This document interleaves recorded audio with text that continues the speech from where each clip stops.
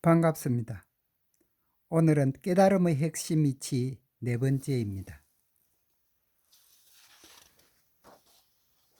여기서 주제는 견성입니다. 오늘은 소위 견성이란 무엇을 뜻하는지 깨달음의 입장에서 생각해 보기로 합시다.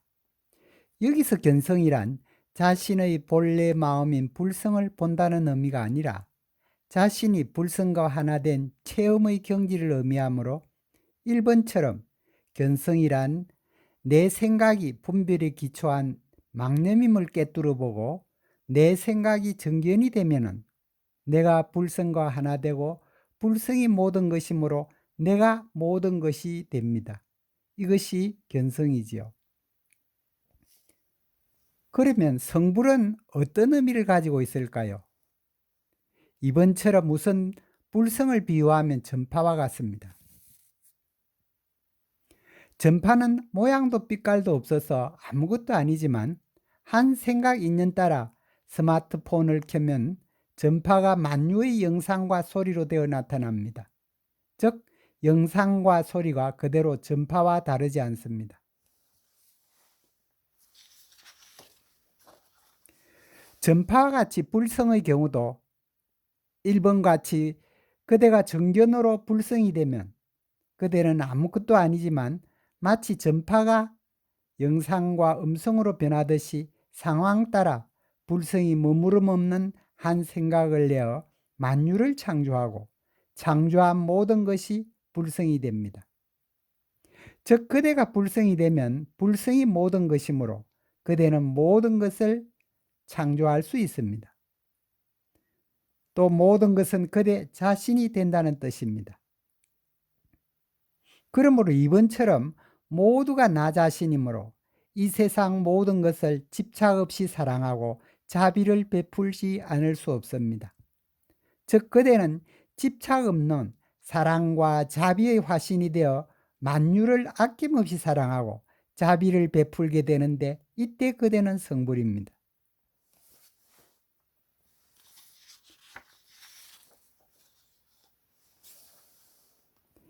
여기서는 지금까지 배운 정견이 얼마나 중요한 것인지 알아보기로 하겠습니다. 1번은 금강경 오품의 사구계로서 무릇 상이 있는 것은 모두 허망한 것이니 만약 모든 상이 상 아님을 칭긴하면 그대가 바로 열애라는 뜻입니다.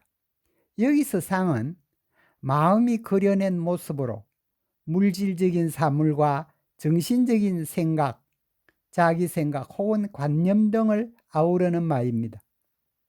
지금까지 배운 바와 같이 만유가 불성으로 유무가 한 몸인데도 불구하고 무엇인가 있다거나 없다고 생각하면 사견으로 거듭된 견해요. 모든 것이 불성이라고 보면 정견이며 정견을 가질 때 그대가 열애라고 설하고 있는 것입니다. 정견의 중요성을 부각시킨 것이라 볼 수 있습니다. 2번은 금강경 맨 끝인 32품의 사후계로 일체 현상인 만유는 꿈, 환상, 물거품, 그림자 같고 이슬 같고 번개 같으니 마땅히 이와 같이 보아야 한다고 한 것입니다.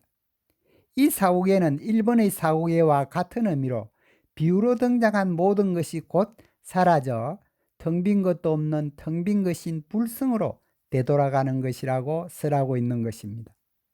즉 금강경은 우리들에게 정견을 확립시키기 위한 경전이라고 해도 과언이 아닌 것입니다.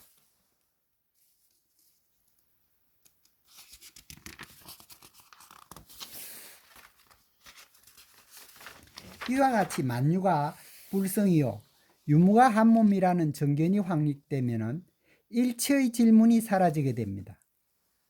모든 것이 불성 아닌 것이 없기 때문입니다. 더욱이 너와 나와 자연이 모두 하나이므로 all yes로 예스맨이 됩니다.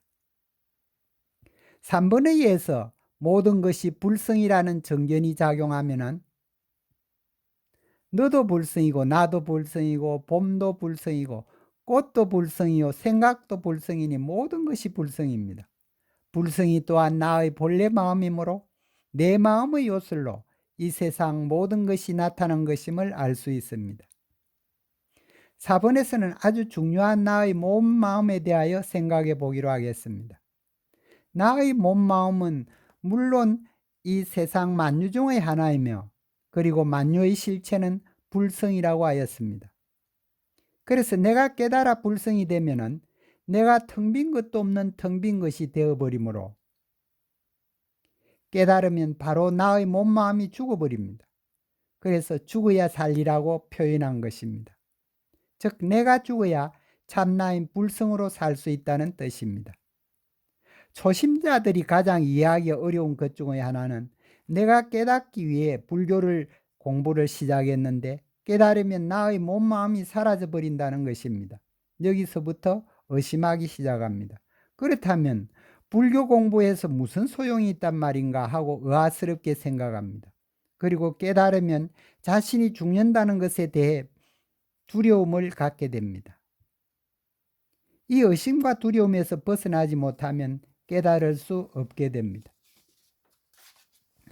그러나 깨달으면 사실은 나의 몸, 마음이 사라지는 것이 아니라 나의 몸, 마음을 포함한 만유의 근원인 불성, 즉 나의 본래 마음으로 되돌아가는 것입니다. 이 자리에 들면 한 생각 따라 어디에도 머무름 없이 나의 몸, 마음이 될 수도 있고 혹은 이 세상 만유로 되어 나타날 수도 있는 만유의 근원인 신묘한 자리에 들게 되는 것입니다. 5번은 정견을 적용하여 얻어진 결과를 정리한 것입니다. 모든 것이 불성 하나로 기결되므로 번뇌도 불성이요 보리도 불성이므로 번뇌가 그대로 깨달음인 보리인 것입니다. 이와 같이 생각하여 중생이 부처요 만유가 부처이며 생사 그대로 열반이요 사바세계가 그대로 불국토요 행복과 불행이 한 집안이며 선과 악이 하나요 유무가 한 몸이며 길고 짧은 것이 다르지 않는 것입니다. 6번에서는 만유가 본래 무일물인 불성이므로 나라는 아상, 너라는 인상, 중생이라는 중생상, 생명체라는 수자상이 있다 없다고 한다면 망념이요 사견입니다.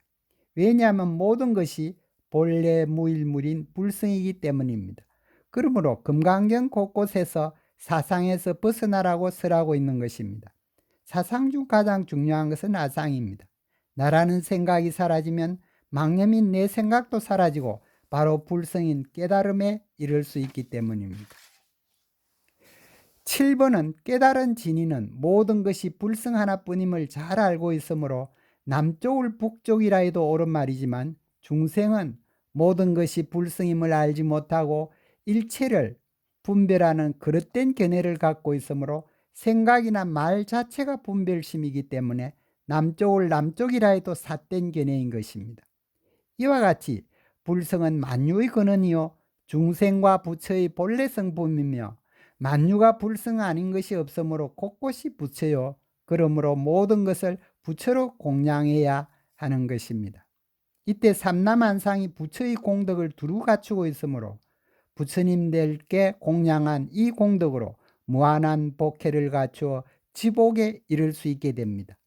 오늘은 견성과 성불, 정견의 중요성에 대해서 공부하였습니다. 잠시 휴식하겠습니다.